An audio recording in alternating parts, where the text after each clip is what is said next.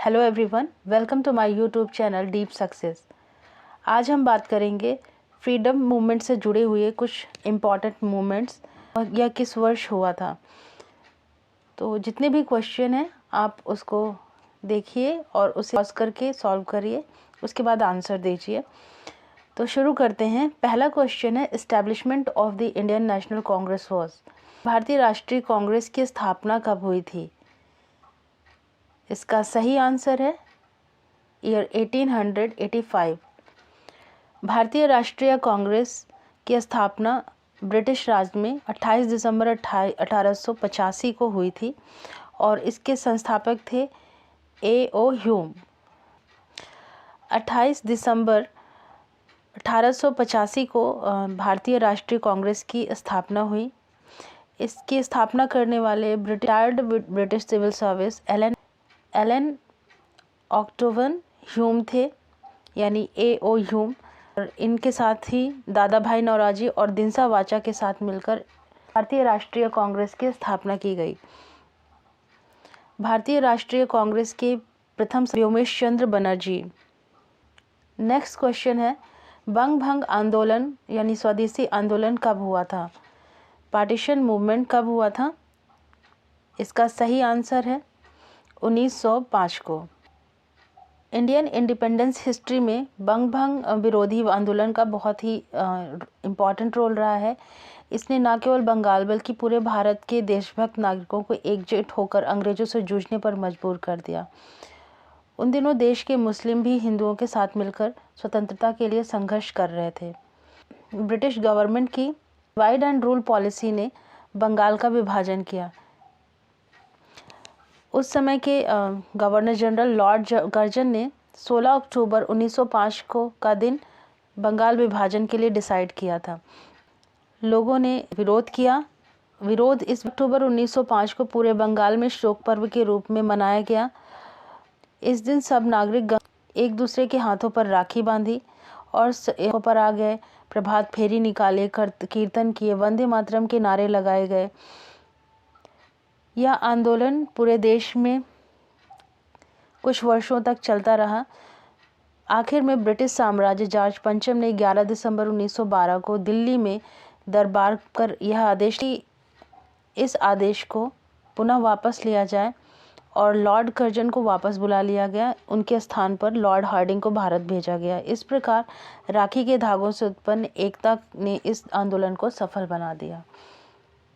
अगला क्वेश्चन है, establishment of Muslim league. Muslim league की स्थापना का वर्ष क्या था?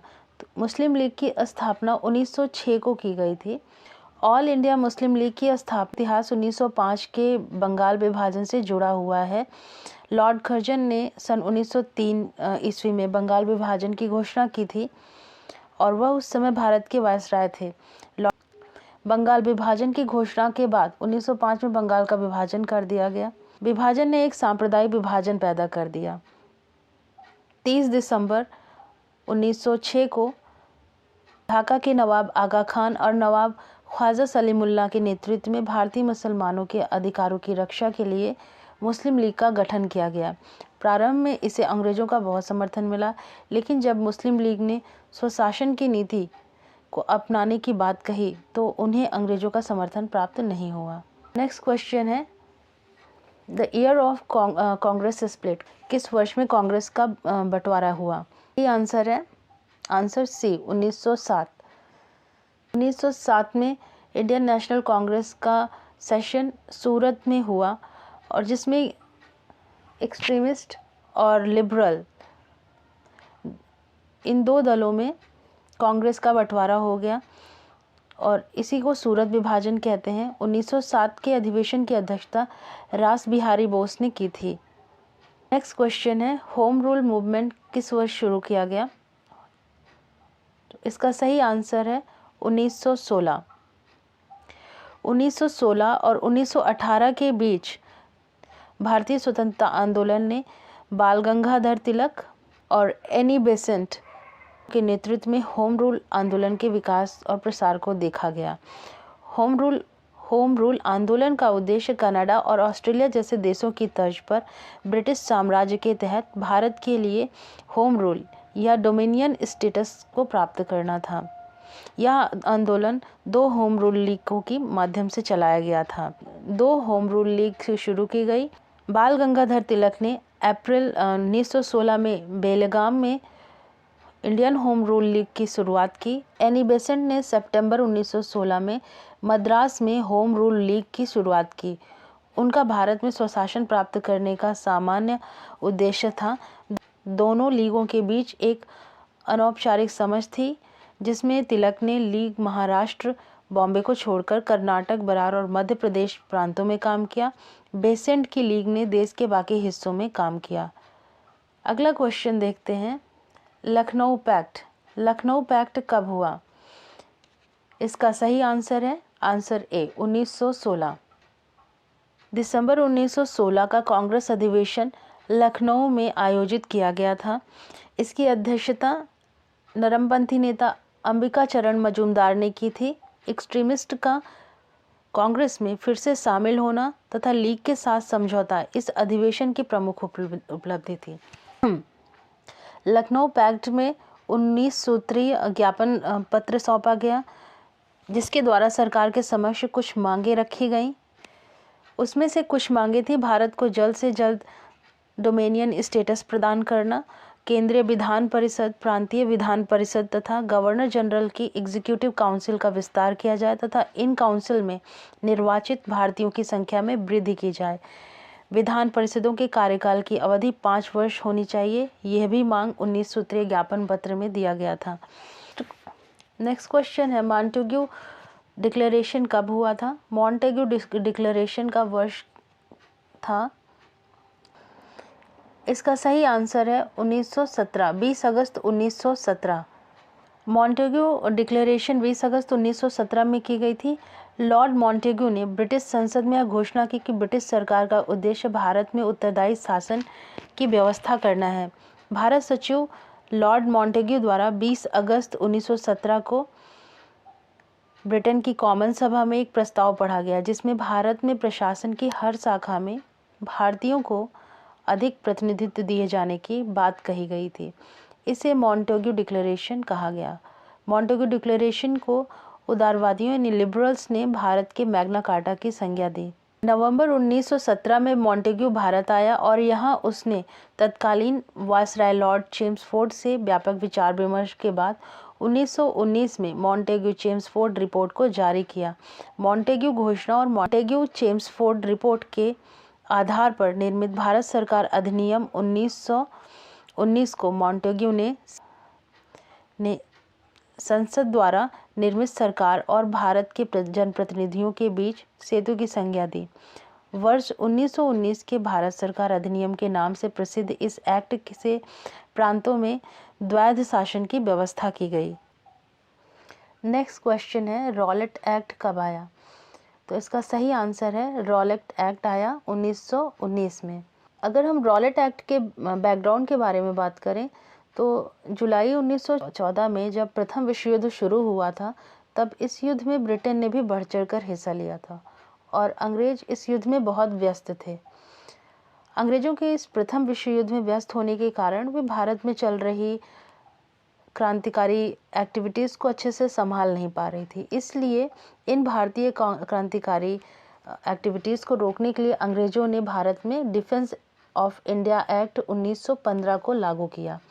डिफेंस ऑफ इंडिया एक्ट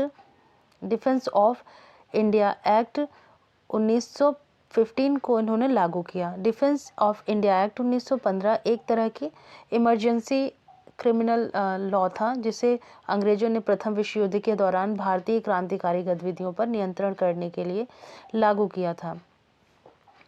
अंग्रेज उस समय प्रथम विश्व युद्ध में व्यस्त थे, इसलिए इस एक्ट को लागू कर उन्होंने कुछ सख्त कानून भारतीयों पर लागू कर दिए थे। यह एक्ट प्रथम विश्व युद्ध शुरू होने से लेकर खत्म होने के 6 महीने बाद तक भी लगाया गया था। प्रथम विश्व युद्ध नवंबर 1918 तक खत्म हो गया था। ब्रिटिश सरकार के अनुसार जब डिफेंस ऑफ इंडिया एक्ट 1915 की अवधि समाप्त हो जाएगी, तब भारत में फिर से भारतीय क्रांतिकारी गतिविधियां पहले से ज़्यादा तीव्र गति से शुरू हो जाएंगी।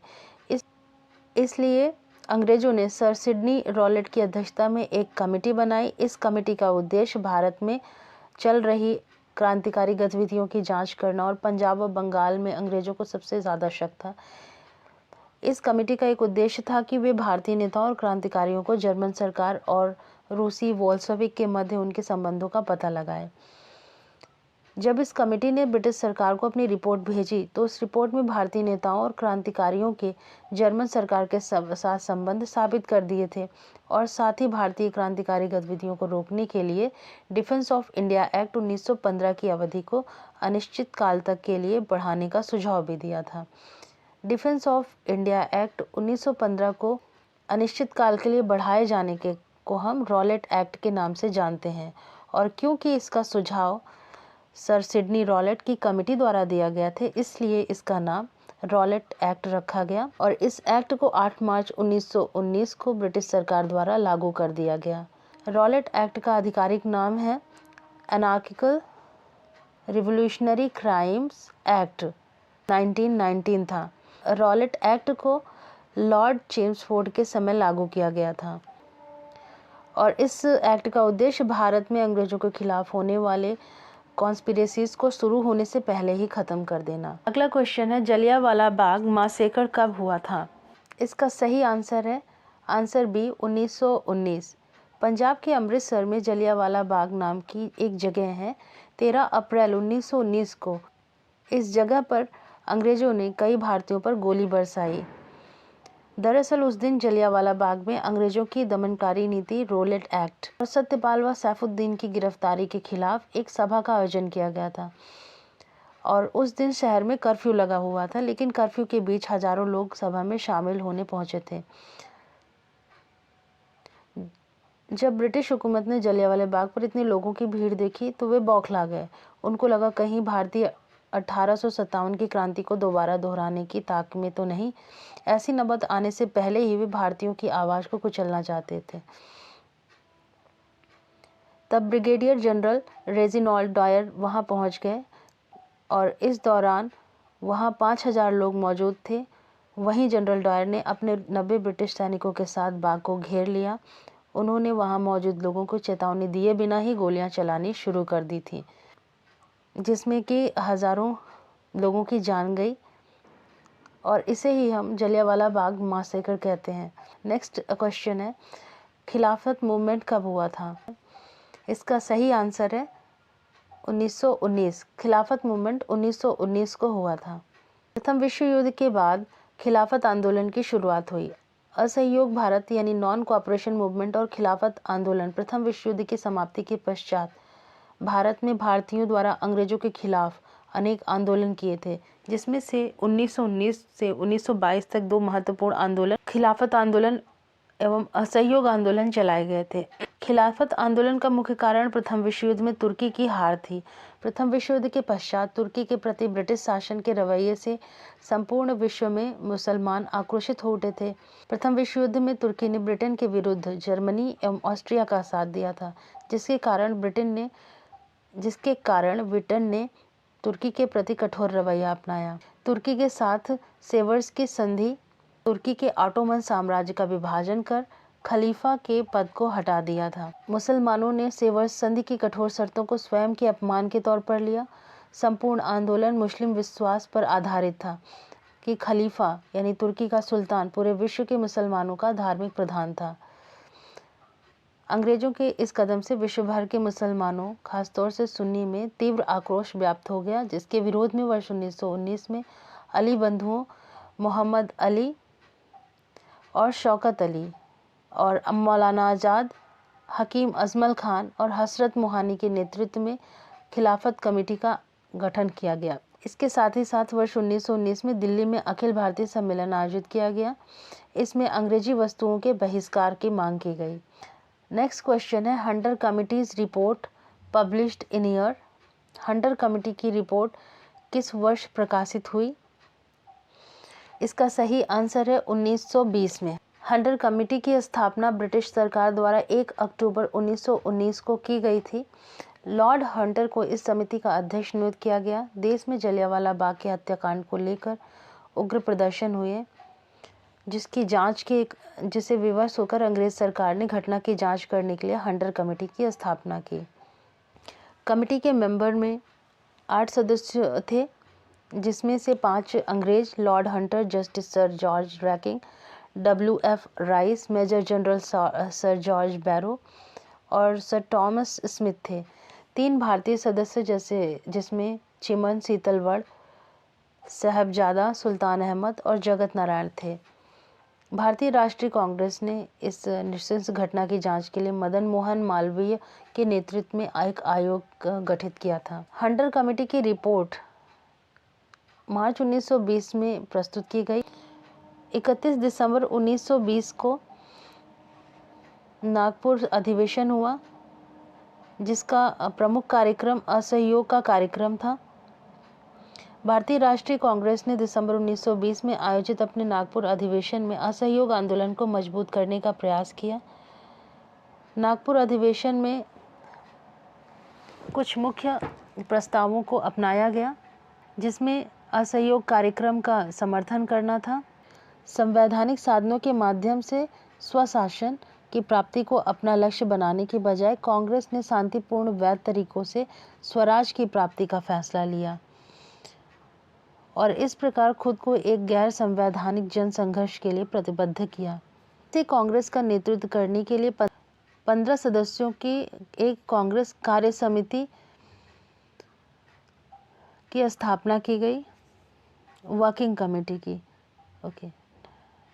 15 सदस्यों की एक वर्किंग कमेटी की स्थापना की गई। भाषाई आधार पर प्रांतीय कांग्रेस समितियों का गठन किया गया। प्रवेश शुल्क घटाकर 4 आना कर दिया गया। गांधी ने घोषणा की कि यदि असहयोग कार्यक्रम को पूरी तरह से लागू कर दिया जाए तो 1 वर्ष के भीतर स्वराज की शुरुआत हो जाएगी। अगला क्वेश्चन है, असहयोग आंदोलन की शुरुआत कब हुई? तो इसका सही आंसर है, असहयोग आंदोलन की शुरुआत 1920 में हुई थी। नेक्स्ट क्वेश्चन है, चौरा चौरी इंसिडेंस कब हुआ था? तो इसका सही आंसर है, चौरा चौरी इंसिडेंस 5 फरवरी 1922 को गोरखपुर जिले में हुआ, जहां पर पुलिस ने एक जुलूस को रोकना चाहा। इसके फलस्वरूप जनता ने गुस्से में आकर थाने में आग लगा दी, जिसमें एक थानेदार 21 सिपाहियों की मृत्यु हो गई। इस घटना के बाद गांधी जी ने 12 फरवरी 1922 को इस आंदोलन की समाप्ति का घोषणा कर दी। अगला क्वेश्चन है, स्वराज पार्टी की स्थापना कब हुई थी? तो इसका सही आंसर है, स्वराज पार्टी की स्थापना 1923 में हुई थी। स्वराज पार्टी भारत के स्वतंत्रता संग्राम के समय बना एक राजनीतिक दल था। इस दल की स्थापना 1 जनवरी 1923 को की गई थी। देशबंधु चित्तरंजन दास और मोतीलाल नेहरू ने इस पार्टी की स्थापना की थी। यह दल भारतीयों के लिए अधिक स्वशासन तथा राजनीतिक स्वतंत्रता की प्राप्ति के लिए कार्य कर रहा था। नेक्स्ट क्वेश्चन है, हिंदुस्तान रिपब्लिक एसोसिएशन की स्थापना किस वर्ष हुई? तो इसका सही आंसर है, हिंदुस्तान रिपब्लिक एसोसिएशन की स्थापना में लाला हरदयाल की महत्वपूर्ण भूमिका थी। लाला हरदयाल उन दिनों विदेश में रहकर भारत स्वतंत्र कराने की रणनीति बनाने में जुटे हुए थे। वे काफ़ी समय से राम प्रसाद बिस्मिल के संपर्क में थे। लाला हरदयाल ने ही पत्र लिखकर बिस्मिल को सचिंद्र सान्याल, यदुगोपाल मुखर्जी से लेकर नई पार्टी का संविधान तैयार करने की सलाह दी थी। उनकी सलाह मानकर बिस्मिल इलाहाबाद गया और सचिंद्र सान्याल के घर पर पार्टी का संविधान तैयार किया। 3 अक्टूबर 1924 को इस पार्टी की एक कार्यकारिणी बैठक कानपुर में गई और जिसमें सचिंद्र सान्याल 3 अक्टूबर 1924 को इस पार्टी की एक कार्यकारिणी बैठक कानपुर में की गई, जिसमें सचिंद्र सान्याल जो कि संस्थापक थे हिंदुस्तान रिपब्लिक एसोसिएशन के, योगेश चंद्र चटर्जी व राम प्रसाद बिस्मिल आदि कई प्रमुख सदस्य इसमें शामिल हुए। कानपुर की इस बैठक में हिंदुस्तान रिपब्लिक एसोसिएशन की स्थापना की गई। सचिंद्र सान्याल को संगठन का राष्ट्रीय संयोजक नियुक्त किया गया। HRA की पहली रिवोल्यूशनरी एक्टिविटीज़ में काकोरी कांड 1925 आता है, जिसमें काकोरी रेलवे स्टेशन के पास 8 down Saharanpur Lucknow passenger train को चेन खींच करके रोक लिया गया। उसमें रखा हुआ सरकारी खजाना लूटकर क्रांतिकारी फरार हो गए। अगला क्वेश्चन देखते हैं। नेक्स्ट क्वेश्चन है साइमन कमीशन की नियुक्ति कब हुई? तो इसका सही आंसर है साइमन कमीशन की नियुक्ति 1927 को हुई। 8 नवंबर 1927 में 7 ब्रिटिश सांसदों का एक समूह था। इसका प्रमुख उद्देश्य था कि यह मॉन्टेग्यू चेम्सफोर्ड के सुधार की जांच करे। 3 फरवरी 1928 को साइमन कमीशन भारत आया। किस वर्ष आई? तो इसका सही आंसर है 1928। अगर हम इसके बैकग्राउंड में जाते हैं तो कांग्रेस ने जब साइमन कमीशन का बहिष्कार करने का आह्वान किया तब भारत के जो सचिव हैं रहे उस समय लॉर्ड बर्किनहेड ने 24 नवंबर 1927 को भारतीयों के सामने एक चुनौती रखी कि एक ऐसे संविधान का निर्माण कर ब्रिटिश संसद के समक्ष पेश करें जिसे भारतीय जनता एवं सभी राजनीतिक दलों का समर्थन व सहमति प्राप्त हो। 28 मई 1928 को इसी विषय पर विचार विमर्श के लिए डॉक्टर अंसारी की अध्यक्षता में सर्वदलीय सम्मेलन आयोजित किया गया, जिसमें एक 7 सदस्यीय कमेटी की गठन किया गया, जिसकी अध्यक्षता मोतीलाल नेहरू ने की और इस समिति को भारतीय संविधान के सिद्धांतों का निर्धारण करने की जिम्मेदारी सौंपी गई। अन्य सदस्य में तेज बहादुर सप्रू, सर अली इमाम, शोएब कुरैशी जो मुस्लिम लीग से आते थे, MS अड़े, MR जयकर हिंदू महासभा से, मंगल सिंह जो कि सिख से थे, NM जोशी जो लेबर एसोसिएशन से संबंधित थे, GP प्रधान जो नॉन ब्राह्मण थे, सुभाष चंद्र बोस जो कांग्रेस से संबंधित थे। तो रिपोर्ट की जो रिकमेंडेशन थी उसमें जो सिफारिशें पेश की गई उसमें था ब्रिटिश राष्ट्रमंडल के भीतर भारत के लिए डोमिनियन स्थिति, 21 वर्ष से अधिक आयु के पुरुषों और महिलाओं के लिए वोट देने के अधिकार सहित 19 मौलिक अधिकार भी इसमें शामिल किए गए जब तक कि अयोग्य घोषित न किया गया हो। नागरिकों के रूप में पुरुष और महिलाओं के लिए इक्वल राइट्स की बात की गई थी। रिपोर्ट में यह भी रिकमेंड किया गया था कि राज्य का कोई धर्म नहीं होगा, किसी भी समुदाय के लिए अलग निर्वाचन मंडल नहीं होगा।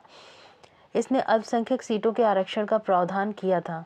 इसने मुसलमानों के लिए केंद्र और अन्य उन प्रांतों की सीटों के लिए आरक्षण प्रदान किया जहां वे अल्पसंख्यक थे। केंद्र के साथ जितनी रेजिडुअल पावर या अवशिष्ट शक्तियां हैं वो सरकार का एक संघीय रूप है। केंद्र में द्विसदनी विधायिका होगी। गवर्नर जनरल का भारत का संवैधानिक प्रमुख होना, उन्हें ब्रिटिश सम्राट द्वारा नियुक्त किया जाएगा, यह भी बात नेहरू रिपोर्ट में कही गई थी। सुप्रीम कोर्ट के गठन का प्रस्ताव भी सुप्रीम कोर्ट के गठन का प्रस्ताव भी नेहरू रिपोर्ट की रिकमेंडेशन में शामिल था। प्रांतों की भाषाई आधार पर बनाया जाए। देश की भाषा भारतीय होगी जो या तो देवनागरी यानी संस्कृत, हिंदी, तेलुगु, तमिल, कन्नड़, बंगाली, मराठी या गुजराती में लिखी जाएगी। अंग्रेजी के प्रयोग की अनुमति भी दी जाए। नेक्स्ट क्वेश्चन है बारदोली सत्याग्रह कब हुआ था? तो इसका सही आंसर है बारदोली सत्याग्रह 1928 को हुआ था।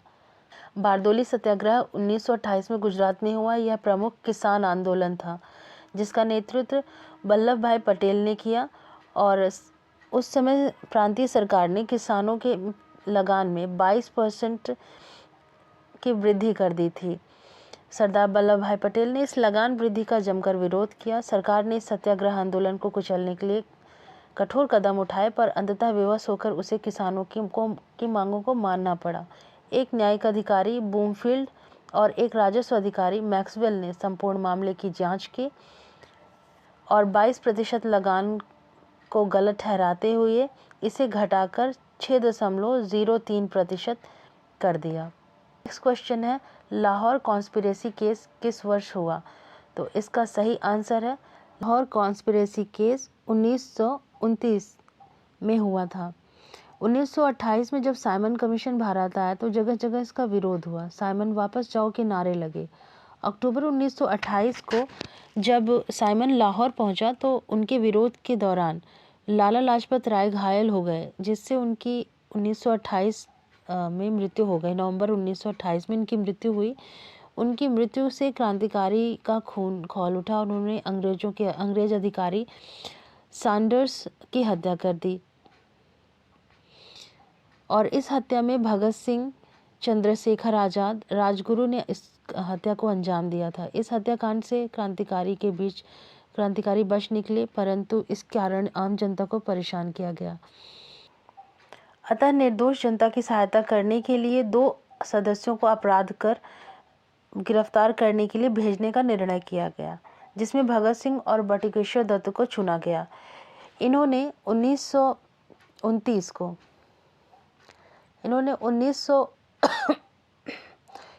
1929 को गवर्नर जनरल द्वारा लोक सुरक्षा विधेयक तथा व्यापारी विवाद अधिनियम विरोध के बावजूद पास किया गया, जिसका विरोध दिखाते हुए तथा सरकार का ध्यान अपनी ओर आकर्षित करने के लिए भगत सिंह और बटुकेश्वर दत्त ने सेंट्रल असेंबली में 8 अप्रैल 1929 को 2 बम और कुछ पर्चे फेंके। पर्चों पर लिखा था कि बहरों को सुनाने के लिए धमाकों की आवश्यकता होती है तथा क्रांति जिंदाबाद। इस घटना को असेंबली बम कांड के नाम से जाना जाता है। भगत सिंह और बटुकेश्वर दत्त भागने की बजाय गिरफ्तारी देने का निर्णय लिया। उन्हें आजीवन कारावास सुनाया गया, क्योंकि इस कांड में उन्हें फांसी नहीं दी जा सकती थी। परंतु ब्रिटिश सरकार को मुखबिर से लाहौर बम बनाने के कारखाने, गुप्त केंद्र तथा सैंडर्स की हत्या में शामिल होने की जानकारी हुई कि सैंडर्स की हत्या में भगत सिंह भी शामिल थे। फलस्वरूप इन पर लाहौर षड्यंत्र केस 1929 के तहत मुकदमा चलाया गया। सुखदेव राजगुरु के साथ भगत सिंह को भी 23 मार्च 1931 को फांसी दी सजा सुनाई गई। अगला क्वेश्चन है, कांग्रेस का लाहौर सेशन कब हुआ था?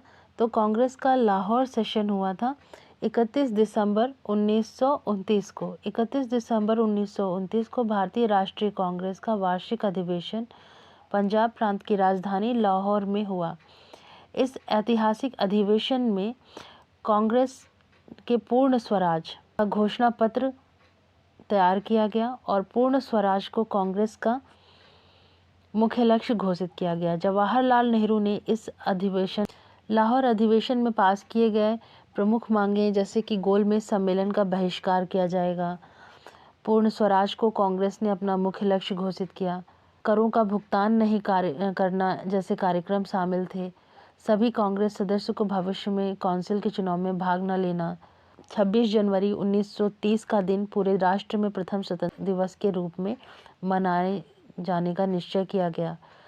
31 दिसंबर 1929 को आधी रात्र को इनकलाब जिंदाबाद के नारों के बीच रावी नदी के तट पर भारतीय स्वतंत्रता का प्रतीक तिरंगा झंडा फहराया गया। अगली क्वेश्चन की तरफ मूव करते हैं। स्वाधीनता दिवस की घोषणा कब की गई? इसका सही आंसर है 1930, 26 जनवरी 1930 डिक्लेरेशन ऑफ इंडिपेंडेंस वर्ष घोषित किया गया। नेक्स्ट क्वेश्चन है, नमक सत्याग्रह कब हुआ? तो इसका सही आंसर है नमक सत्याग्रह 12 मार्च 1930 से 6 अप्रैल 1930 तक चला। दांडी यात्रा या नमक सत्याग्रह महात्मा गांधी के नेतृत्व में कॉलोनियल इंडिया में नॉन वायलेंस सिविल डिसोबीडियंस का एक कार्य था। Next question, civil disobedience movement कब हुआ? तो इसका सही आंसर है सिविल डिसोबीडियंस मूवमेंट हुआ 1930 में। 1930 में अंग्रेज सरकार ने जब नमक पर कर लगा दिया तो महात्मा गांधी ने इस कानून के खिलाफ आंदोलन छेड़ा। ये ऐतिहासिक सत्याग्रह गांधी समेत 78 लोगों के द्वारा अहमदाबाद साबरमती आश्रम में समुद्र तटीय गांव दांडी तक पैदल यात्रा, जो कि 390 किलोमीटर की थी, 12 मार्च को शुरू हुई। ये यात्रा 6 अप्रैल 1930 को नमक हाथ में लेकर नमक विरोधी कानून भंग करने का आह्वान किया। इसी को ही सिविल डिसओबीडियंस मूवमेंट कहा गया। अगला क्वेश्चन है, फर्स्ट राउंड टेबल कॉन्फ्रेंस यानी प्रथम गोलमेज सम्मेलन कब हुआ? तो इसका सही आंसर है 1930। प्रथम गोलमेज सम्मेलन नवंबर 1930 से जनवरी 1931 तक हुआ था। 12 नवंबर 1930 से 13 जनवरी 1931 तक लंदन में आयोजित प्रथम गोलमेज सम्मेलन, जिसका कि कांग्रेस ने बहिष्कार किया था, संपन्न हुआ। अगला क्वेश्चन देखते हैं, गांधी इरविन समझौता कब हुआ था? सही आंसर है 1930। 5 मार्च सन 1931 को लंदन में द्वितीय गोलमेज सम्मेलन से पहले महात्मा गांधी और तत्कालीन वायसराय लॉर्ड इरविन के बीच में एक राजनीतिक समझौता, जिसे कि गांधी इरविन समझौता कहा जाता है, संपन्न हुआ। इसे दिल्ली पैक्ट भी कहा जाता है। हिंसा के आरोपियों को छोड़कर बाकी सभी राजनीतिक बंदियों को रिहा कर दिया गया। नेक्स्ट क्वेश्चन है, द्वितीय गोलमेज सम्मेलन कब हुआ था? तो इसका सही आंसर है 1931। 7 सितंबर 1931 को द्वितीय गोलमेज सम्मेलन शुरू हुआ, जिसमें कांग्रेस ने भी भाग लिया, और 1 दिसंबर 1931 को द्वितीय गोलमेज सम्मेलन समाप्त हुआ, जो कि यह सम्मेलन लंदन में ही था। यह सम्मेलन सांप्रदायिक समस्या पर विवाद के कारण असफल रहा। लंदन से वापस आकर गांधी जी ने पुनः सविनय अवज्ञा आंदोलन आरंभ किया। अगला क्वेश्चन है, कम्युनल अवार्ड या कम्युनल आर्बिट्रेशन किस वर्ष आया? तो इसका सही आंसर है कम्युनल अवार्ड 1932 में आया।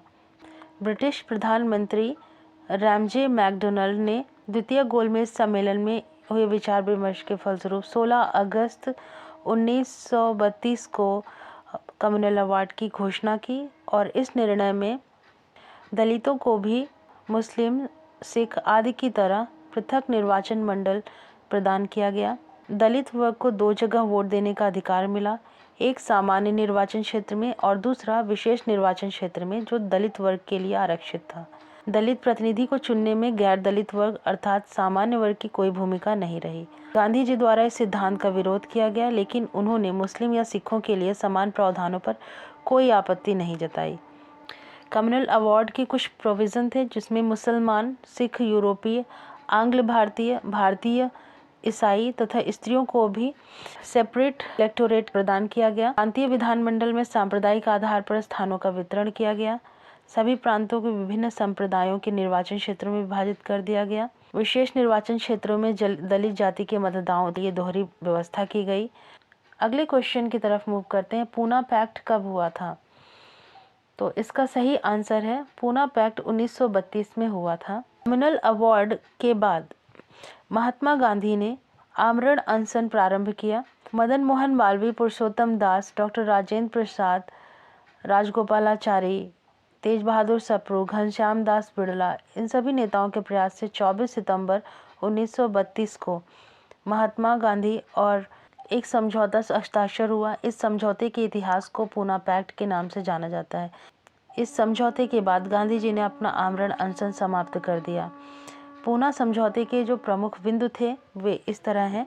समझौते पर महात्मा गांधी ने स्वयं हस्ताक्षर नहीं किए थे, बल्कि महात्मा गांधी की तरफ से इस समझौते पर पंडित मदन मोहन मालवीय के द्वारा हस्ताक्षर किया गया, जबकि दूसरी ओर से डॉक्टर BR अम्बेडकर जी द्वारा भी हस्ताक्षर किया गया। इस समझौते के तहत भीमराव अम्बेडकर ने दलितों के लिए पृथक निर्वाचन मंडल की मांग का परित्याग किया, और उन्होंने विधानमंडल के अंदर हिंदुओं के अंतर्गत ही स्थानों की सुरक्षा प्रदान की गई। सांप्रदायिक पंचायत के अंतर्गत यानी कम्युनल अवार्ड के अंतर्गत प्रांतीय विधानमंडल में दलितों के लिए केवल 71 सीटें निर्धारित की गई, जबकि पूना पैक्ट के अंतर्गत दलितों के लिए 147 सीटें आवंटित की गई थी। पूना पैक्ट के अंतर्गत BR अम्बेडकर से यह वादा भी किया गया कि गैर मुस्लिम क्षेत्रों के लिए आवंटित की गई सीटों में कुछ सीटें दलित वर्ग के लिए आरक्षित कर दी जाएंगी। मूव करते हैं अगले क्वेश्चन की तरफ। थर्ड राउंड टेबल कॉन्फ्रेंस कब हुआ था? थर्ड राउंड टेबल कॉन्फ्रेंस 17 नवंबर 1932 को थर्ड राउंड टेबल कॉन्फ्रेंस हुआ। अगला क्वेश्चन है, formation of Congress socialist party.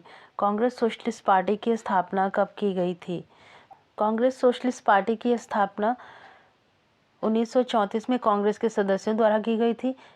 Congress socialist party के संस्थापक थे डॉक्टर संपूर्णानंद, आचार्य नरेंद्र देव, जयप्रकाश नारायण और मीनू समसानी। अगला क्वेश्चन है, फॉरवर्ड ब्लॉक का गठन कब किया गया? तो इसका सही आंसर है 1939। फॉरवर्ड ब्लॉक की स्थापना 1939 को नेताजी सुभाष चंद्र बोस द्वारा की गई थी। इस दल के महासचिव थे देवव्रत विश्वास। सुभाष चंद्र बोस ने महात्मा गांधी के साथ अपने संघर्ष के बाद भारतीय राष्ट्रीय कांग्रेस से इस्तीफा दे दिया।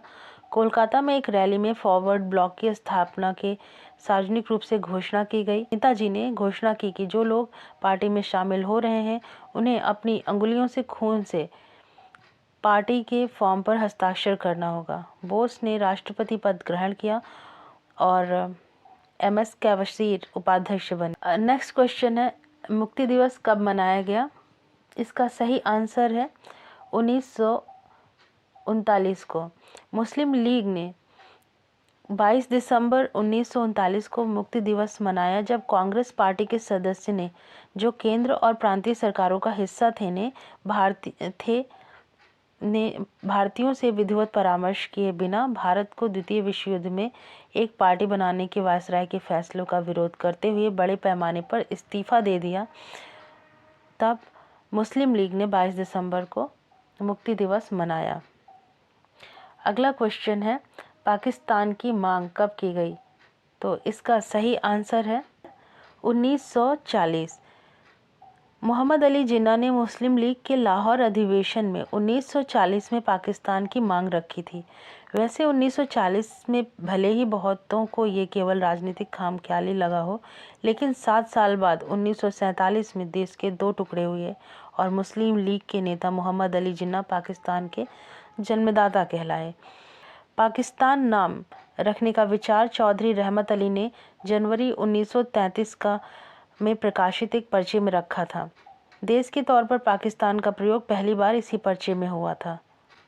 अगला क्वेश्चन है, अगस्त प्रस्ताव कब आया? का सही आंसर है 1940।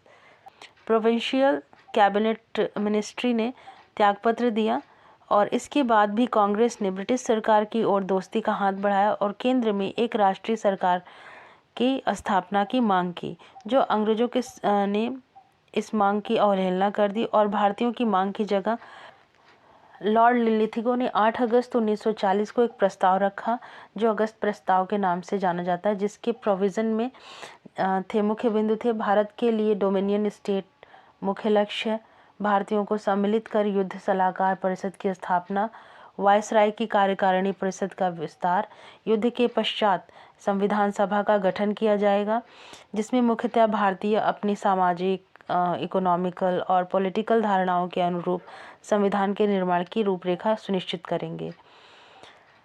संविधान की रक्षा, अल्पसंख्यकों के हित, राज्यों से संघीय तथा अखिल भारतीय सेवाएं इत्यादि मुद्दों पर भारतीयों के अधिकार का पूर्ण ध्यान रखा जाएगा।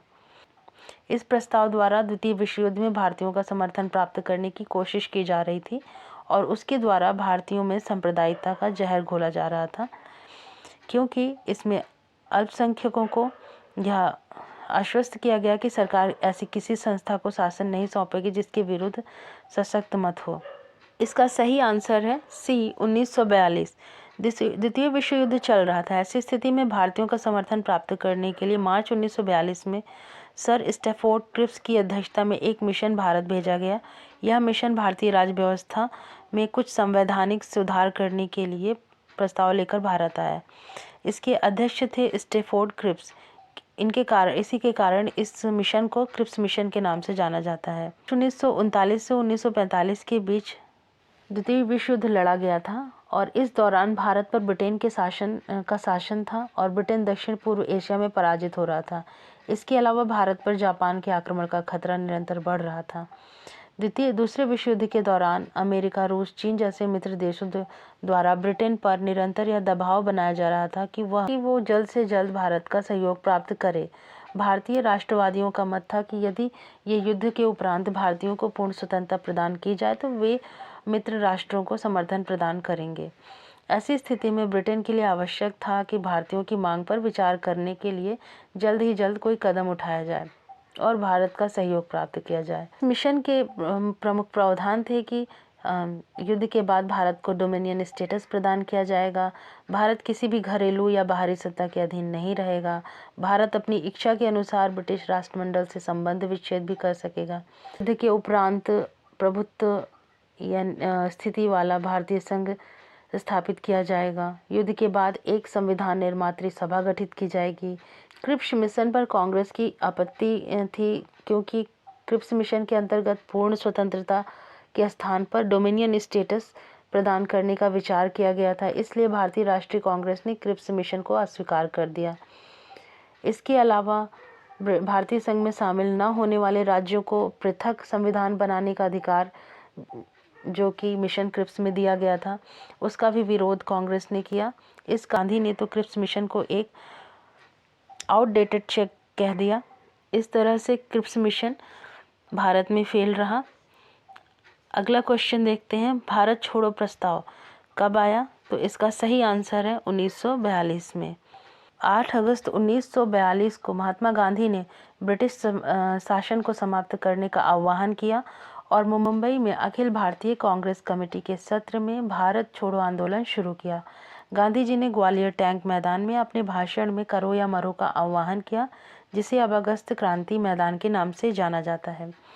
स्वतंत्रता आंदोलन की ग्रैंड ओल्ड लेडी के रूप में लोकप्रिय अरुणा आसफ अली को भारत छोड़ो आंदोलन के दौरान मुंबई के ग्वालियर टैंक मैदान में भारतीय ध्वज फहराने के लिए जाना जाता है।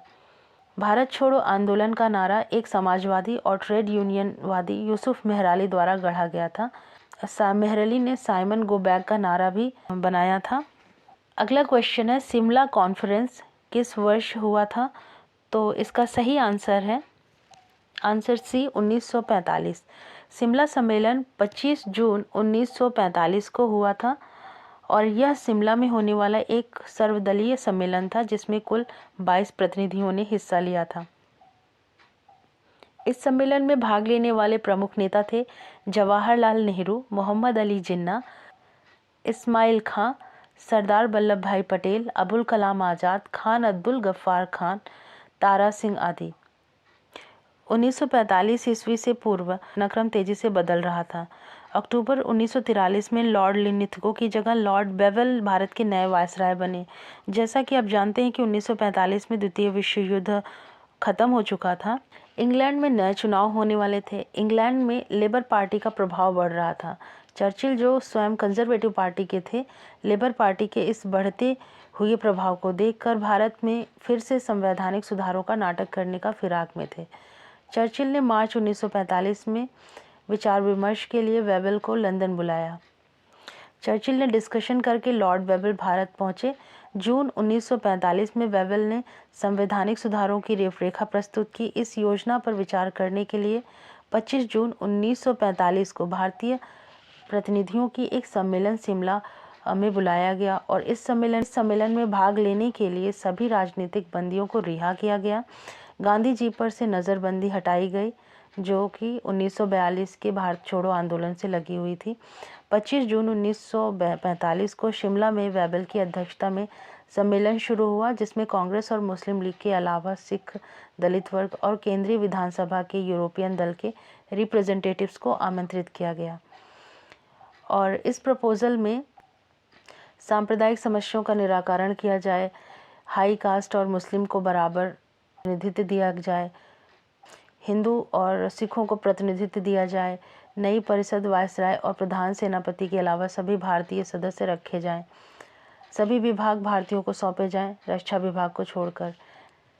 वायसराय के अधिकारों में कटौती नहीं की जाएगी, पर वे विवेकहीन तरीके से अपने अधिकारों का उपयोग नहीं करेंगे। शिमला सम्मेलन आशापूर्ण वातावरण में प्रारंभ हुआ, जिसमें वेबल योजना प्रस्तुत की गई। मौलाना आज़ाद ने कांग्रेस की ओर से कार्यकारिणी की जो सूची प्रस्तुत की, उसमें 3 मुस्लिम लीग के सदस्यों के साथ 2 राष्ट्रीय मुसलमानों को भी सम्मिलित किया गया। जिन्ना ने इसे अस्वीकार करते हुए कहा कि कार्यकारिणी परिषद में 5 मुस्लिम सदस्य मुस्लिम लीग के ही प्रतिनिधि होने चाहिए। जिन्ना के इस दावे को कांग्रेस ने स्वीकार नहीं किया और जिन्ना के इस जिद के कारण वेबल योजना समाप्त हो गई। 14 जुलाई 1945 को वायसराय ने सम्मेलन को असफल कहकर समाप्त कर दिया। अगला क्वेश्चन है, नौसेना का विद्रोह कब हुआ था? इसका सही आंसर है आंसर डी 1946। 18 फरवरी 1946 को तकरीबन 1100 भारतीय नाविकों को HMIS तलवार के जहाजियों और रॉयल इंडियन नेवी ने भूख हड़ताल की घोषणा की, जो कि नौसेना में भारतीयों की स्थिति और उनके साथ व्यवहार से प्रभावित थी। इस हड़ताल को एक स्लो डाउन हड़ताल भी कहा जाता है, जिसका अर्थ था कि जहाजी अपने कर्तव्यों को धीरे धीरे पूरा करेंगे। HMIS तलवार के कमांडर FM किंग ने कथित तौर पर नौसेना जहाज़ों को गाली देते हुए संबोधित किया, जिसने इस स्थिति को और आक्रामक रूप दे दिया। 18 फरवरी को शुरू हुई इस हड़ताल में धीरे धीरे तकरीबन 10,000 से 20,000 नाविक शामिल हो गए।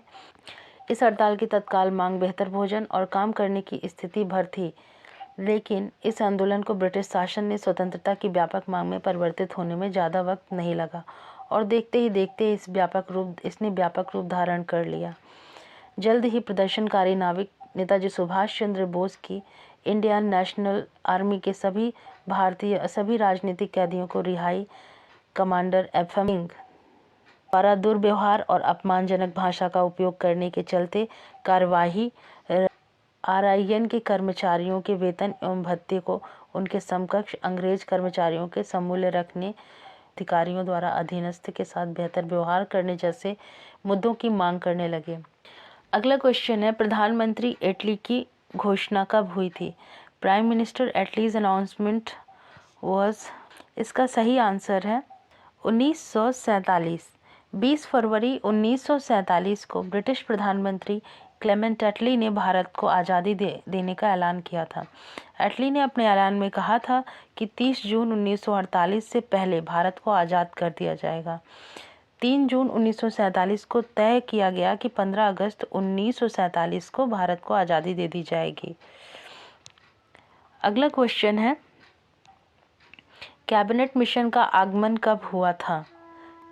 तो इसका सही आंसर है आंसर डी 1946 को।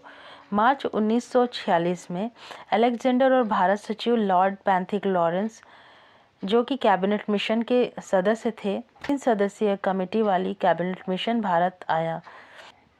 कैबिनेट मिशन के क्या कार्य थे कि ये संविधान निर्माण करने के तरीके पर विचार विमर्श करने के लिए आया था। यह ब्रिटिश भारत के निर्वाचित प्रतिनिधियों और देसी रियासतों के साथ वार्तालाप करके एक ऐसी आम सहमति बनाना चाहता था जिससे एक निर्विवाद संविधान सभा का गठन किया जा सके। यह एक ऐसे एग्जीक्यूटिव काउंसिल की स्थापना करना चाहता था जिसे भारत के लगभग सभी प्रमुख दलों का समर्थन प्राप्त हो। साथ ही कैबिनेट मिशन भारत को शांतिपूर्ण तरीके से सत्ता हस्तांतरित करके या ट्रांसफर करके के उपाय खोजना चाहता था। कैबिनेट मिशन में किसी समझौते का प्रयास करने के लिए वर्ष 1946 में शिमला में एक त्रिदलीय सम्मेलन बुलाया गया। इसमें 3 दल थे, इंडियन नेशनल कांग्रेस, मुस्लिम लीग और ब्रिटिश सरकार। इसमें भारतीय राष्ट्रीय कांग्रेस की तरफ से जवाहरलाल नेहरू, सरदार पटेल और मौलाना अबुल कलाम आज़ाद शामिल हुए थे, जबकि मुस्लिम लीग की तरफ से मोहम्मद अली जिन्ना, लियाकत अली खान और नवाब इस्माइल खान शामिल हुए थे। ब्रिटिश गवर्नमेंट की ओर से वायसराय और मिशन के 3 सदस्य शामिल हुए थे। यह सम्मेलन भी असफल रहा क्योंकि मुस्लिम लीग का एक जिद्दी रवैया था कि वो पृथक पाकिस्तान की मांग कर रहे थे और वो उसी पर अड़े थे। शिमला सम्मेलन में मुस्लिम लीग की अलग पाकिस्तान की मांग को ना तो भारतीय राष्ट्रीय कांग्रेस ने स्वीकारा और ना ही सम्मेलन के डे ऑफ एक्चुअल प्रोसीडिंग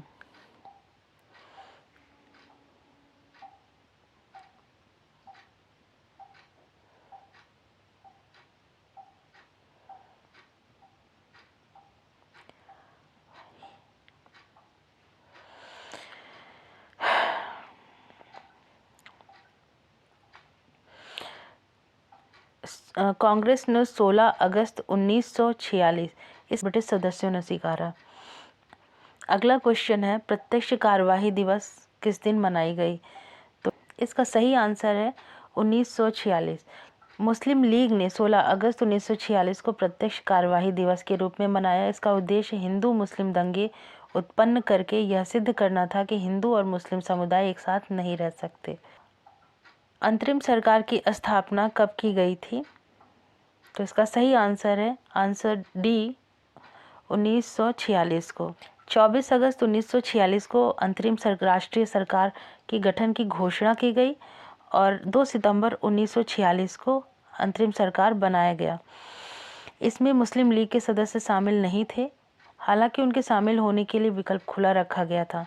26 अक्टूबर 1946 को जब सरकार का पुनर्गठन किया गया, मुस्लिम लीग के 5 प्रतिनिधियों को शामिल करके शुरू में लिए गए 3 सदस्य सैयद अली ज़हीर, शरद चंद्र बोस और सर सफ़ात अहमद खां को परिषद से बाहर कर दिया गया।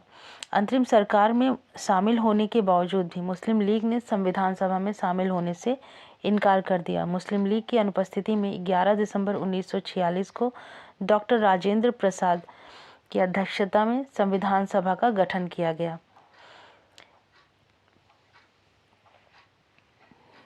अगला क्वेश्चन है, माउंटबेटन प्लान किस वर्ष आया था? 3 जून 1947 को माउंटबेटन प्लान आया। माउंटबेटन ने कांग्रेस और मुस्लिम लीग के नेताओं के साथ लंबे विचार विमर्श के बाद 3 जून 1947 को भारत को 2 देशों में विभाजित करने की योजना का खाका पेश किया। इसी योजना के आधार पर भारत को अंग्रेजों से मुक्ति मिली, लेकिन पाकिस्तान के रूप में भारत का एक बड़ा हिस्सा भी अलग हो गया। अगला क्वेश्चन है, स्वतंत्रता कब मिली? तो सही आंसर है 15 अगस्त 1947 को भारत को स्वतंत्रता मिली। हम कुछ वन लाइनर क्वेश्चन आंसर भी देख लेते हैं। स्वतंत्र भारत के प्रथम गवर्नर जनरल कौन थे? इसका सही आंसर है Lord Mountbatten. Lord Mountbatten Bharat के प्रथम गवर्नर जनरल थे। अगला क्वेश्चन है, who was the first viceroy of India? Bharat के प्रथम वाइसराय कौन थे? इसका सही आंसर है Lord Canning was the first viceroy of India. Bharat की प्रथम महिला राजदूत कौन थी? Who was the first women ambassador of India? तो विजय लक्ष्मी पंडित, जो कि भारत की पहली महिला राजदूत थी। भारत के प्रथम परमाणु रिएक्टर का क्या नाम है? What is the name of India's first nuclear reactor? इसका सही आंसर है Apsara was the India's first nuclear reactor. Bharat की प्रथम महिला पायलट कौन थी? Who was the first women pilot of India? इसका सही आंसर है प्रेमा माथुर। अगला क्वेश्चन है, भारतीय वायुसेना की प्रथम महिला पायलट कौन थी?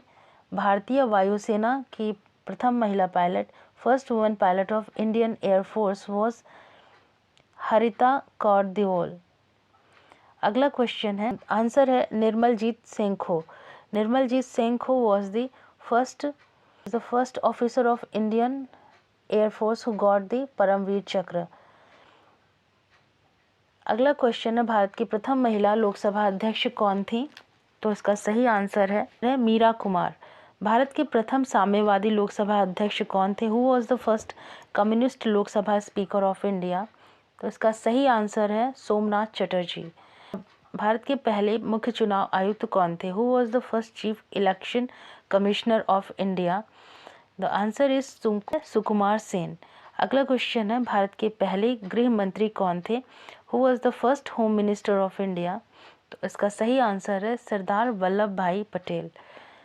नेक्स्ट क्वेश्चन है, भारत के पहले रक्षा मंत्री कौन थे? Who was the first defence minister of India? Answer है Sardar Baldev Singh was the first defence minister of India. Bharat के पहले वित्त मंत्री कौन थे? Who was the first finance minister of India? Answer is R K. Shanmukham Chetty was the first finance minister of India. Question, Bharat के पहले केंद्रीय शिक्षा मंत्री कौन थे? Who was the first union education minister of India? The answer is Maulana Abul Kalam Azad was the first education minister of India. तो ये थे आज के हमारे कुछ इम्पॉर्टेंट मूवमेंट्स, स्वतंत्रता संग्राम से संबंधित आंदोलन और उनके वर्ष और कुछ इम्पॉर्टेंट क्वेश्चंस। मिलते हैं अगले वीडियो में कुछ इसी तरह के क्वेश्चन लेके।